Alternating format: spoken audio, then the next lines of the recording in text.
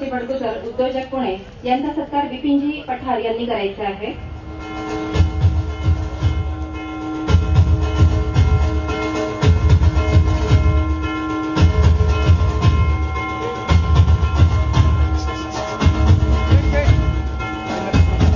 माननीय श्री देवराम भट्टू चव्हाण उद्योजक नाशिक यांचा सत्कार या ठिकाणी राजेंद्र महादेव पवार एरंडोल यांनी करायचा आहे।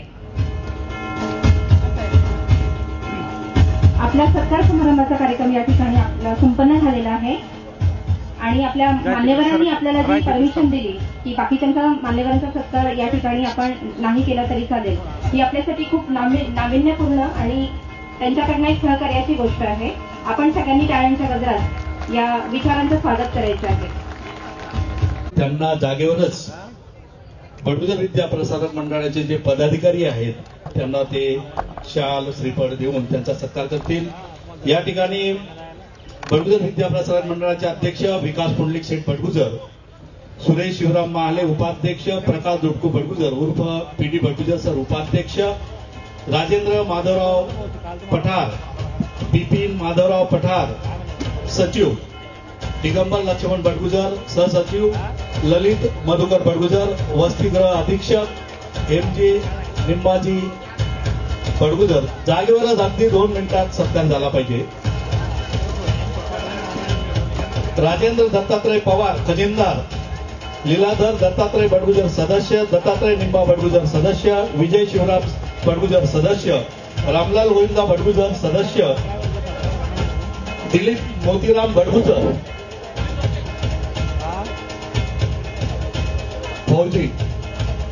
पुढील विचार मांडण्यासाठी मी प्राध्यापक श्री शांताराम सेठ यांना व्यासपीठावर आमंत्रित। बाबूलाल रामचंद्र रामकृष्ण बडगुजर, नंदलाल रामदास पवार, दत्तात्रय नामदेव बडगुजर, संजय शिवदास बडगुजर, योगेश वसंतराव कोतवाल, प्रदीप रघुनाथ बडगुजर, ज्योती परशुराम बडगुजर, शीतल प्रदीप बडगुजर आणि छाया रोहिदास बडगुजर हे सर्व बडगुजर विद्या प्रसारक मंडळाचे पदाधिकारी आहेत।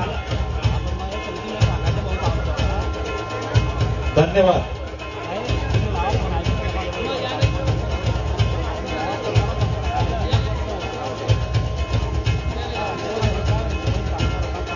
व्यासपीठावरील सर्व मान्यवरांचा सत्कार समारंभ झालेला आहे। धन्यवाद। आपल्या समोर आता मनोगत व्यक्त करण्यासाठी प्राध्यापक शांताराम बडगुजर सर हे आलेले आहेत। सरांचा सखोल असा अभ्यास आहे, शैक्षणिक क्षेत्रात खूप मोठं कार्य त्यांचं आहे आणि प्रबोधनात्मक ते लिखाण करीत असतात, मार्गदर्शन करीत असतात आणि आमच्यासारखे अनेक सामाजिक कार्यकर्ते आणि विद्यार्थी त्यांनी घडवलेले आहे। तरी मी सरांना विनंती करतो की आपण आपलं मनोगत व्यक्त करावं। धन्यवाद। आपल्या अखिल भारतीय बडगुजर महासमितीचे अध्यक्ष आदरणीय सुरेश भाऊ महाले,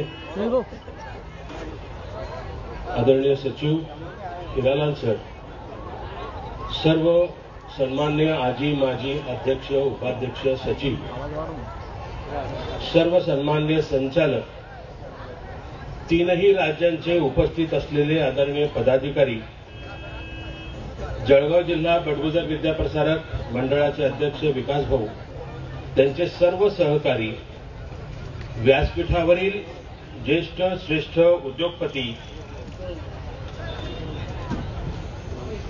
इतर सर्व जमलेले समाज बंधू भगिनी आणि एका सुंदर स्वप्नांच्या शोधात असलेल्या इथं आलेल्या सर्व तरुण भावंडांनो, सर्वांना प्रेमपूर्वक आदराचा आपुलकीचा नमस्कार।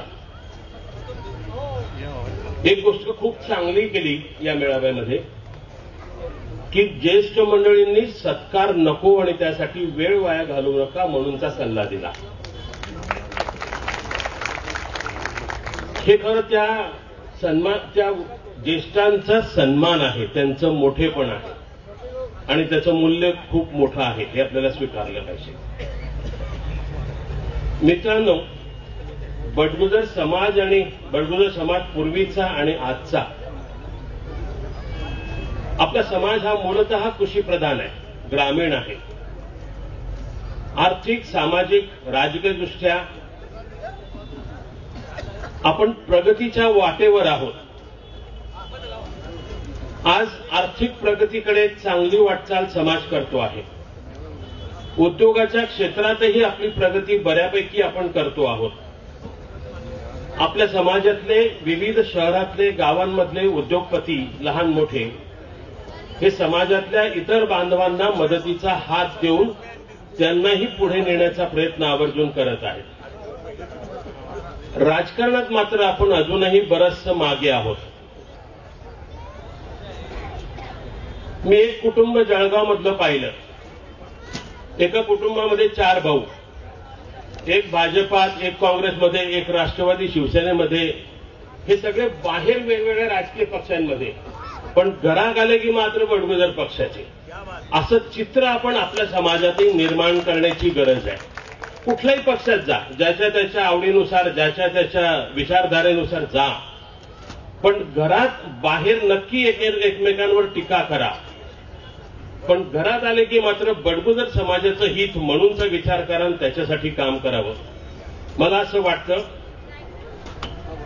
की उद्योग क्षेत्र असेल, शिक्षण असेल, शेती असेल, राजकारण असेल, इथे आपण काहीशा प्रमाणावर प्रगत असलो तरी प्रगतीला भरपूर स्कोप आहे, हे मात्र आपल्याला लक्षात घेतलं पाहिजे.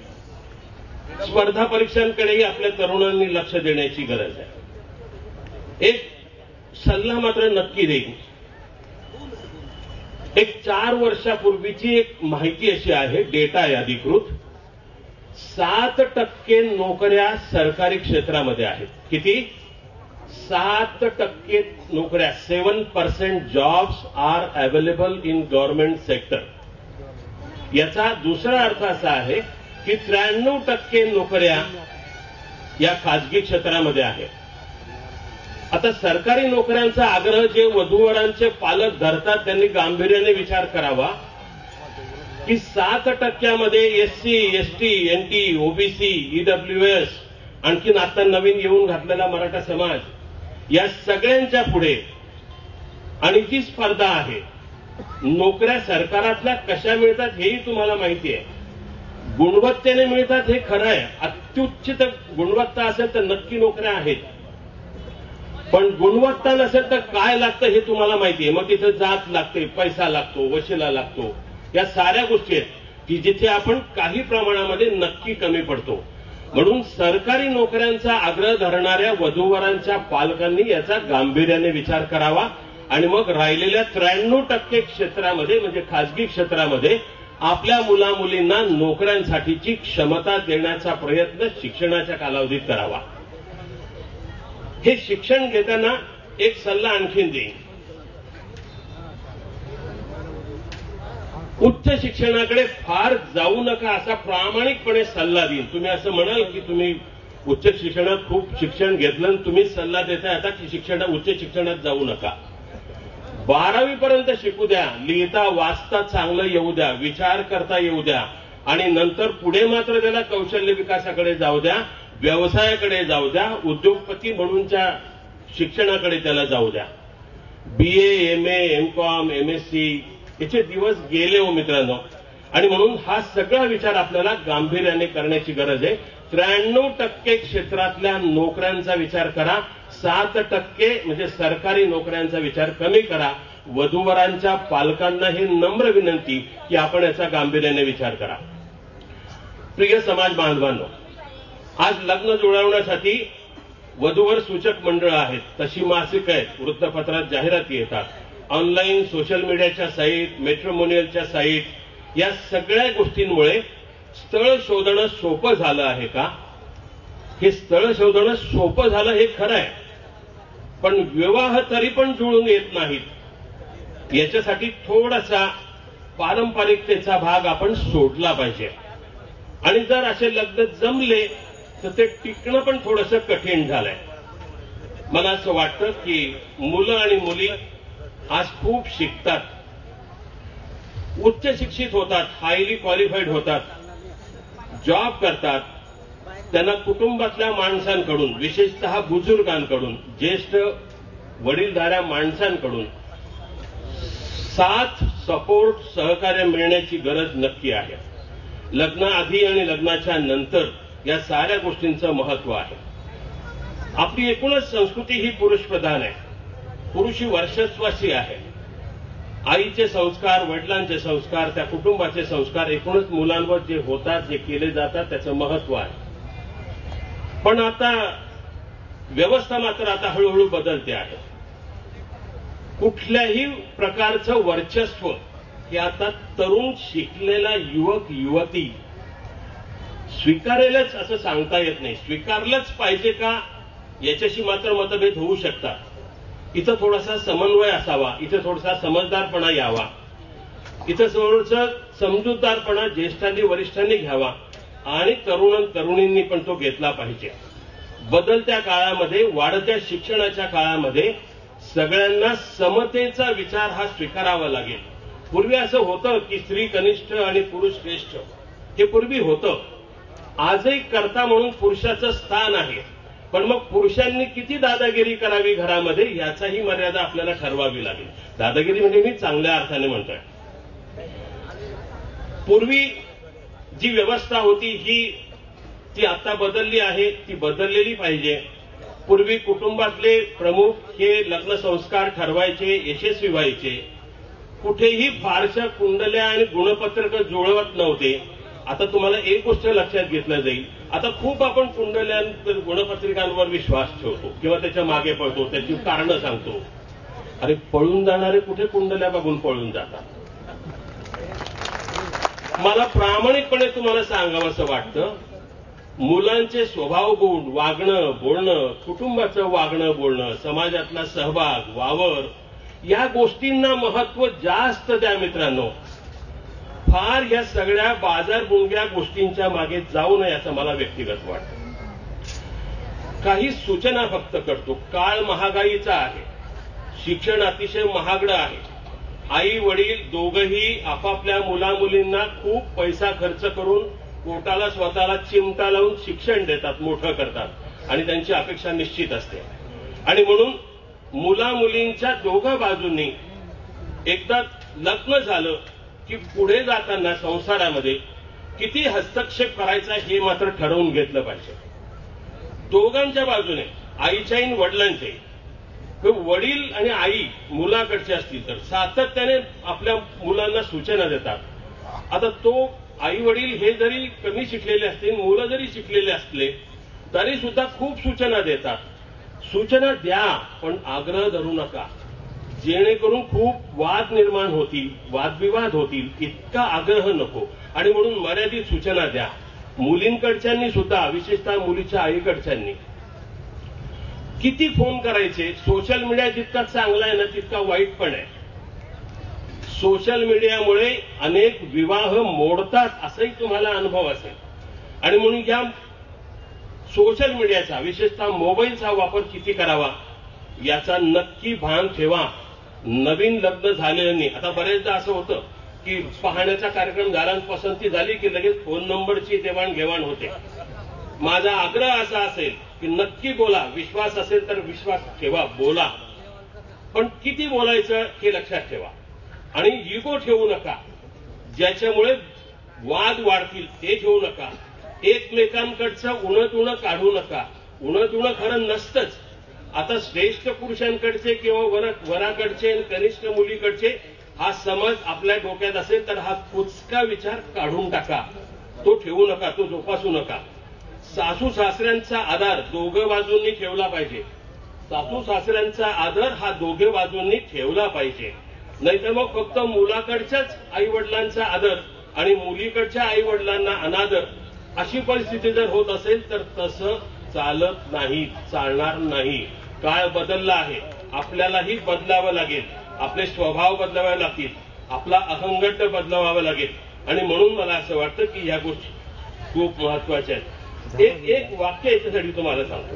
कुठल्याही बोलण्यामध्ये, फोन संपर्कामध्ये थोडासा राग आला तर थोडंसं थांबणं आणि चूक झाली तर थोडंसं नमणं. राग आल्यावर थांबले आणि चूक झाल्यावर जर आपण नमले तर मला असं वाटतं की एकूण ज्या विविध प्रकारच्या समस्या विविध कारणांनी निर्माण होतात या बंद होतील, थांबतील, त्यावर तोडगा निघेल. दोघांचे संसार खूप महत्वाचे आहेत. आई वडिलांच्या पेक्षा संसार खूप महत्वाचे आहेत.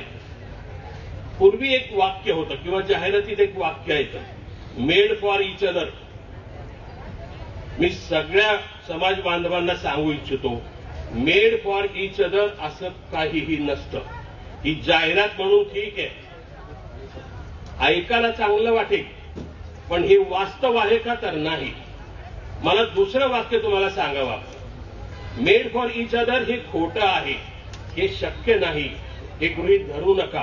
पण मोल्ड फॉर इच अदर, दोघं बाजूच्यांनी, नवऱ्याने पण नवरीने पण, नवऱ्याकडच्या नात्यातल्या माणसांनी पण आणि नवरीकडच्या नात्यातल्या माणसांनी पण स्वतःला जर थोडंसं मोल्ड केलं, थोडंसं बदललं, थोडासा विश्वास टाकला आपल्या मुलामुलींवर, तर मला असं वाटतं त्यांचा संसार सुखाचा होईल आणि आईबाप सुद्धा टिकून राहतील. नाहीतर या गोष्टींमुळे नुकसान होईल असं मला प्रामुख्याने वाटतं. आणि म्हणून थोडक्यात आणखीन एक मुद्दा जो लीलाधर भाऊने पण सांगितला होता, शेतीकडे दुर्लक्ष. म्हणजे पालक असं विचारतात, माझेही काही अनुभव असेच आहेत, शेती आहे का म्हणून पालक विचारतात, अरे एक दिवस तरी तुमच्या पोरीला शेतात पाठवण्याची दानत आपल्या पालकांची असेल का? तर नाहीये. आणि मग कशा करता शेतीचा आग्रह धरताय? चांगलं उत्पन्न नोकरीमध्ये जर असेल तर शेतीची गरज आहे का? असली तर आनंदच आहे, पण केवळ शेती नाही, घर आहे का, आई वडील सोबत राहणार आहेत का, असं विचारणारे पालक आहेत. तुमच्या पोरांनी जर तुम्हाला घराच्या बाहेर काढलं तर आवडेल का? आदिवासी समाजामध्ये आश्रम हे वृद्धाश्रम नाहीयेत, लक्षात ठेवा. आदिवासी समाजातली माणसं वृद्धाश्रमात जात नाहीत, ते लोक त्यांना पाठवत नाहीत. कुठली माणसं वृद्धाश्रमात जातात ही आपलीच जातात. आणि मग ते सुधारलेले का आपण सुधारलेले? शिक्षणामुळे शहाणपण येऊ नये, सुधारणा व्हावी, हे प्रामुख्याने अपेक्षित आहे. म्हणून मला असं वाटतं की मनमोकळा संवाद असावा. दाद देणं, कौतुक करणं, म्हणजे मुलीने एखादी चांगली गोष्ट केली तर सासू सासऱ्यांनी, विशेषतः नणंदबाईने, नवऱ्याने सुद्धा तिचं कौतुक केलं पाहिजे, थोडंसं चांगलं म्हटलं पाहिजे. नाही तर बऱ्याचदा असं होतं की तिने केलं तर कौतुक काही नाही, पण आपण एखादी किरकोळ गोष्ट केली तर त्याचा उदो गावभर दिंडोरा पिटायचा. असं होऊ नये असं मला प्रामुख्याने वाटतं. संसार टिकवणं ही एका बाजूची जबाबदारी नाही, केवळ मुलीकडच्यांची जबाबदारी नाही, मुलाकडच्यांची पण जबाबदारी आहे. आणि म्हणून ह्या दोघांच्या गरजा, दोघांच्या आवडीनिवडी, दोघांनी थोडीशी सहमती, दोघांनी समजून घेणं एकमेकांना. स्पर्धा करू नका, स्पर्धा टाळा. नवरा बायकोनी पगार जास्त, म्हणजे माझ्या मुलीपेक्षा पगार जास्त पाहिजे, असाच मुलगा मला पाहिजे, मग शोधा. आणि एका विशिष्ट मर्यादेच्या पलीकडे जर तुम्ही तुमच्या मुलामुलींचं लग्न केलं नाही तर ते काय करतील हे लक्षात ठेवा तुम्ही. आणि याचे परिणाम जर तुम्ही म्हणाल की मुलामुलींची जबाबदारी आहे, त्यांची चूक आहे, नाही, ही पालकांची चूक असेल. खूप चुकीचे आग्रह, खूप चुकीचे हट्ट आई वडील धरतात आणि म्हणून मुलं मुली समाजात बाहेर जातात, हे लक्षात ठेवा. हे लक्षण चांगलं नाही. आणि म्हणून दोघंकडच्या आईबापांनी आपल्या मुलामुलींच्यासाठी विचार केला पाहिजे. मेड फॉर इच अदर अजिबात शक्य नाही, मोल्ड फॉर इच अदर हेच तुम्हाला शक्य होईल. राग आला तर नमलं पाहिजे आणि जास्तीच वाद झाला तर थांबलं पाहिजे, पण हे दोघं बाजूंनी हेही लक्षात ठेवा. मला असं वाटतं की आपला समाज बऱ्यापैकी शिक्षणामध्ये पुढे जातो आहे. शिक्षणाने माणसं सुधारली पाहिजेत, बदलली पाहिजेत. आणि जर तसं होणार नसेल तर त्या शिक्षणाचा उपयोग नाही. आणखीन एक शेवटचा मुद्दा जो पुन्हा सांगतो, 7% नोकऱ्या फक्त सरकारी नोकऱ्यांमध्ये आहे. म्हणजे उदाहरण सांगतो समाजातलं, निरक्षर माणूस, त्याच्या मुलीचं लग्न, तो म्हणतो की सरकारी नोकरी पाहिजे. समोरचा माणूस म्हणतो की गव्हर्नमेंट जॉब आहे, चालणार नाही का? तर तो नाही म्हणतो. सरकारी नोकरी म्हणजेच गव्हर्नमेंट जॉब ना बाबा. म्हणजे अशी पालकांची तीव्र अपेक्षा असते की जी अत्यंत चुकीची आहे. शेती करणाऱ्यांची दुःख तुम्हाला सांगितलेली आहे. अरे आज सगळ्यात जास्त माणसांना टिकवणारा, अत्यंत वाईट कोविड परिस्थितीमध्ये सगळ्या देशाला अन्नधान्य पुरवणारा जो होता तो शेतकरीच होता. त्याने पिकवलं म्हणून मी पण इथं उभा आहे, म्हणून तुम्ही आपण आहोत, आणि त्यालाच मुली देताना आपण आज मागे कोण एक कचरतो. उद्योगपतींची मुलं उद्योग करतात पण म्हणतात नाही नाही नाही नोकरी करणाराच पाहिजे. मित्रांनो, सुखा समाधानाकरता ही सगळी शेती असेल, उद्योग असेल, उद्योगातल्या नोकऱ्या असतील, खाजगी क्षेत्रातल्या नोकऱ्या असतील, इकडे गांभीर्याने लक्ष द्या, त्याच्यानुसारचं वागा. नाही तर मग बऱ्याचदा असं होतं की आपण गप्पा मारतो सुधारणेच्या आणि आपल्या घरातला प्रश्न आला की मग मात्र आपण पुन्हा आणखीन खोपदरात घुसतो. तर ही असल्या प्रकारचं वाचन किंवा असल्या प्रकारचं आचरण हे चालणार नाही, परवडणार नाही. आपण आपल्या मुलीमुलींचा योग्य विचार नाही केला, तडजोड आणि समन्वय जर नाही साधला, समंजसपणा नाही ठेवला, तर मुलं मुली बाहेर जातील. ते टाळायचं असेल तर वधूवरांच्या पालकांनी मर्यादित अपेक्षेसह स्वभाव, वागणं, बोलणं, संस्कार या गोष्टींना महत्व द्या आणि हा सगळा गाडा पुढे न्या. एका सुंदर चांगल्या समाजाची निर्मिती आपल्याला करता येईल. तुम्ही सगळेजण इथे आलात, या सगळं व्यासपीठाने मला ही संधी दिली. आपण शांततेने हे ऐकून घेतलं, हे सोसलं, सर्वांच्या ऋणात राहतो आणि थांबतो. धन्यवाद. धन्यवाद शांताराम सर. अतिशय छान असं मार्गदर्शन त्यांनी भावी वरवधू व त्यांचे आई वडील यांना केलं. सर्वांनी जर त्या मार्गदर्शनाचा लाभ घेतला तर जी पुढील तक्रार असते ती येणार नाही. सरांनी खूप काही असे पॉइंट सांगितले, त्यातलं एक सांगतो, कुंडली जमली नाही पण मन जर जमलं तर करायला पाहिजे की नको. कुंडलीचा काय उपयोग आहे, मन